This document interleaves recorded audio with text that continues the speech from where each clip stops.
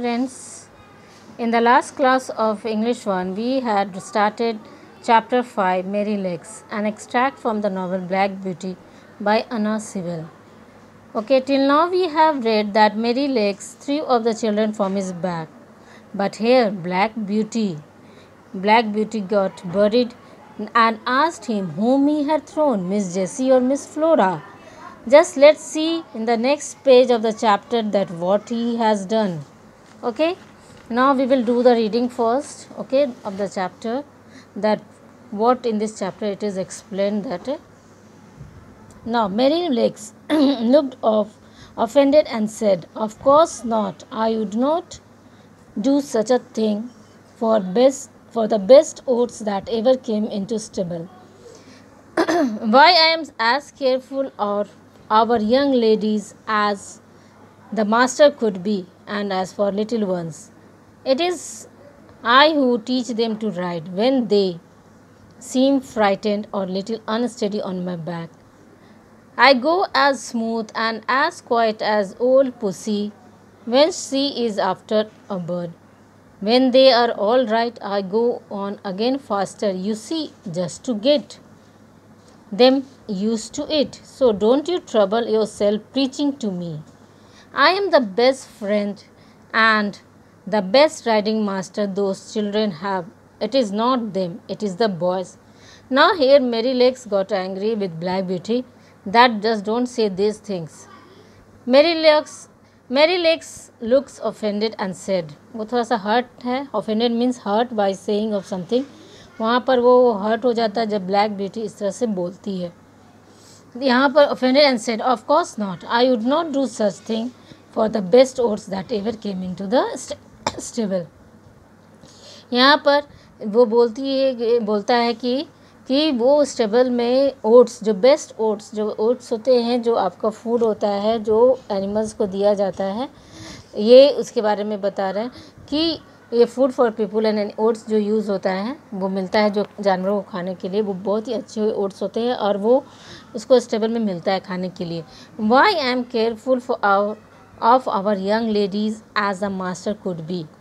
मैं उसी तरह से केयरफुल हूँ मिस फ्लोरा और मिस जेसी जो यंग लेडीज़ हैं, उन लोगों के साथ मैं बहुत अच्छे से केयरफुली उन लोगों को राइड करता हूँ जैसे मास्टर उन लोगों का ध्यान देते हैं. And it is I who teach them to ride. मैंने उन्हें राइड करना सिखाया है. व्हेन दे सीम फ्राइडेंड और little unsteady. Here unsteady means swaying और moving in a way that is not control. Means वहाँ पर जैसे कि जब घोड़े पे बैठते हैं तो वो अनस्टेडी हो जाते हैं कि अच्छे से नहीं बैठ पाते हैं, वो ग्रिप को होल्ड नहीं कर पाते हैं, थोड़ा सा मूविंग और शेकिंग होता है उनको, तो वो उसको अच्छे से वो फ्राइटन नहीं हो, आराम से उसको राइड करवाता है. इसलिए वो वही सिखाया है उन लोगों को राइड करना.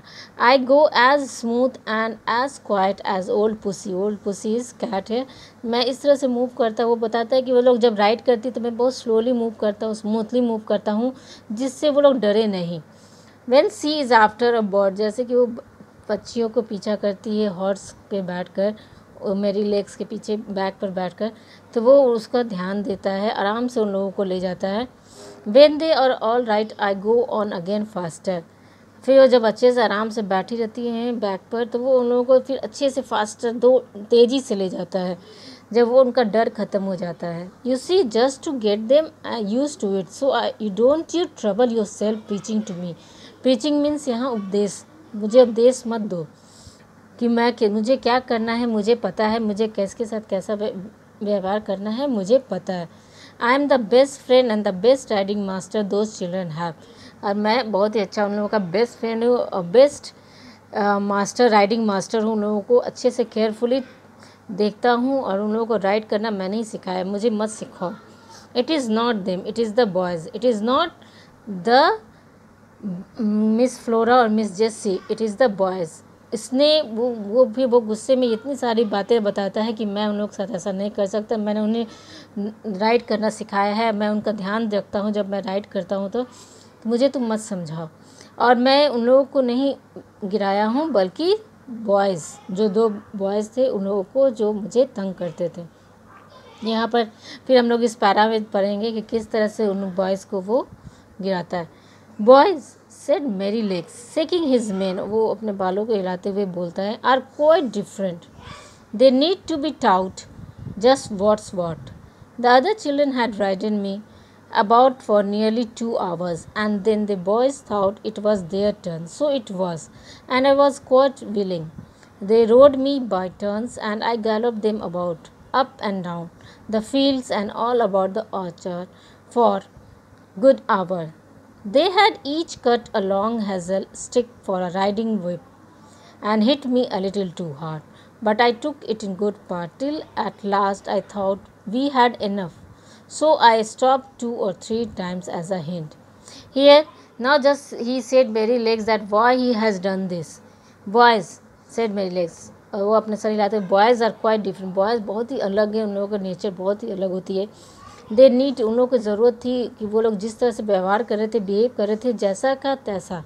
व्हाट्स व्हाट, वो यहाँ पर जैसे कि बताया गया है कि जिस तरह से वो लोग कर रहे थे जो सही था, वो मैंने उन लोगों के साथ वही किया. The other children had रीडन me about nearly 2 hours, जो सभी बच्चे थे सभी 2 घंटे तक उन लोग उसके साथ राइड किए, उसके ऊपर बैठकर सभी ने राइड किया. Then the boys thought it was turn their turn, फिर उसके बाद बॉयज़ का टर्न आया तो उन्होंने भी फिर उन लोगों को दिया. तो मैं भी बहुत ही खुशी राज़ी हो गया. ठीक है, okay, you just also the children I give them chance to ride on me. फिर उसने उन लोगों को भी चांस दिया, विलिंगली, खुशी से. विलिंगली मीन्स खुशी से, इच्छा से. और वो उन लोगों को राइड करवाता है. आई गैलप देम, और वो मतलब गैलप्ड होता है हॉर्स जो तेज़ी से दौड़ते हैं तो उसे गैलप्ड कहा जाता है. यूज अबाउट, ये हॉर्स के लिए यूज़ किया जाता है वर्ड जब वो दौड़ते हैं फास्ट स्पीड में, that is the gallop. Them about up and down the fields and all about the orchard. अब वो ऑर्चर्ड में मतलब I have just told you about that is enclosed place where trees of fruits and plants were planted. जैसे बहुत सा बड़ा बगीचा जो होता है, गार्डन तो नहीं कर सकते उसको, एक बगीचा होता है जहाँ फ्रूट्स के पेड़ लगे रहते हैं, प्लांट्स लगे रहते हैं, और ट्रीज़, बड़े बड़े ट्रीज़ रहते हैं. ये बहुत बड़ी एक प्लेस होती है जिसमें ये छोटा नहीं कर सकते, गार्डन की तरह छोटी प्लेस नहीं होती, बहुत बड़ी एक इनक्लोज बहुत बड़ी प्लेस होती है.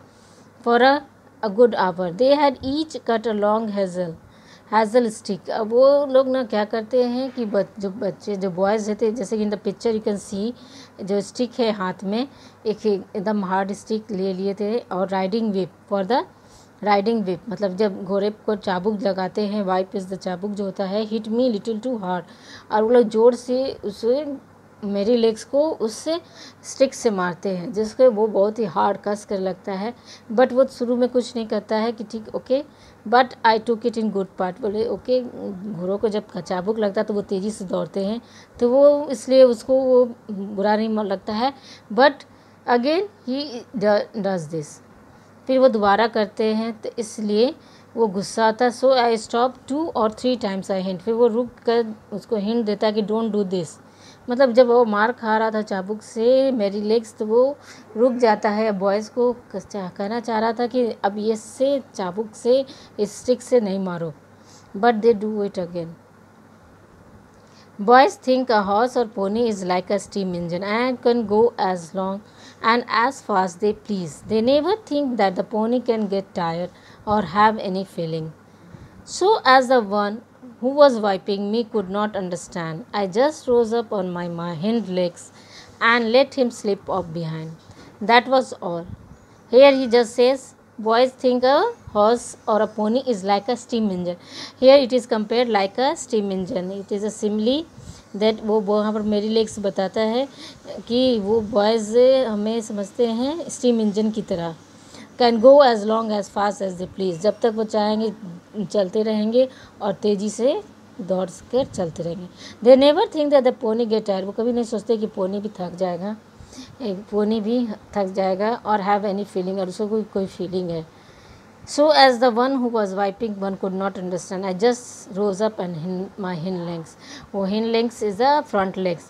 अब वो यहाँ पर वो कहता है कि वो लोग कभी नहीं समझते हैं कि फीलिंग्स होती है, पोनी के भी कोई फीलिंग्स है, और इसलिए वो जब वो वाइप कर रहा था, चाबुक मार रहा था, तो वाइपिंग तो वो उसने क्या किया कि आगे का hind legs you can see in the picture, जो आगे का फ्रंट लेग्स है वो ऊपर की तरफ उठाता है and let him slip off behind. वो पीछे की तरफ वो उस बॉय को गिरा देता है.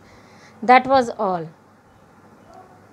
He mounted me again and I did the same. फिर वो ऊपर चढ़ता है, फिर वो same thing करता है. Then the other boy got up and as soon as he began to use his stick, I laid him on the grass. फिर जो दूसरा बॉय है वो भी उस पर ऊपर आकर उस पर स्टिक ये यूज़ करता है. I laid him on the grass. फिर उसको भी वो ग्रास पर गिरा देता है. And so on till they were able to understand. That was all. वो लोग कुछ समझ पाते हैं तब तक मैंने उन दोनों को गिरा दिया. They were not bad boys. They don't wish to be cruel like them very well. वो लोग boys मतलब बदमाश बच्चे नहीं थे, bad boys नहीं थे.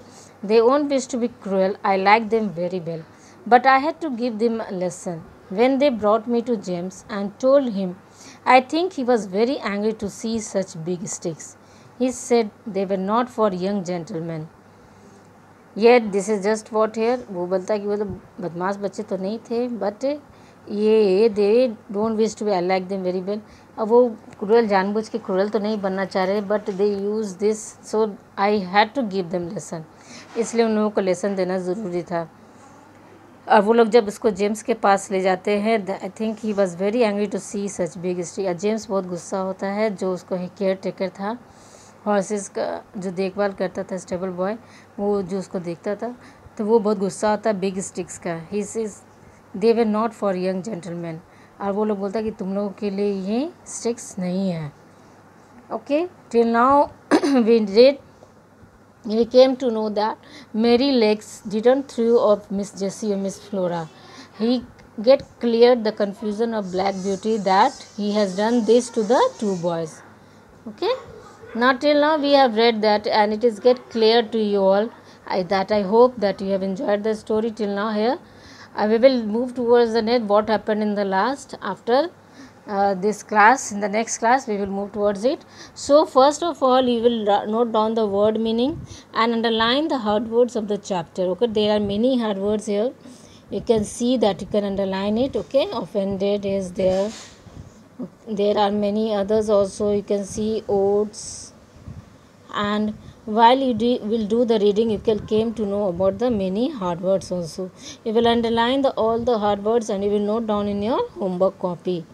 Okay, thank you.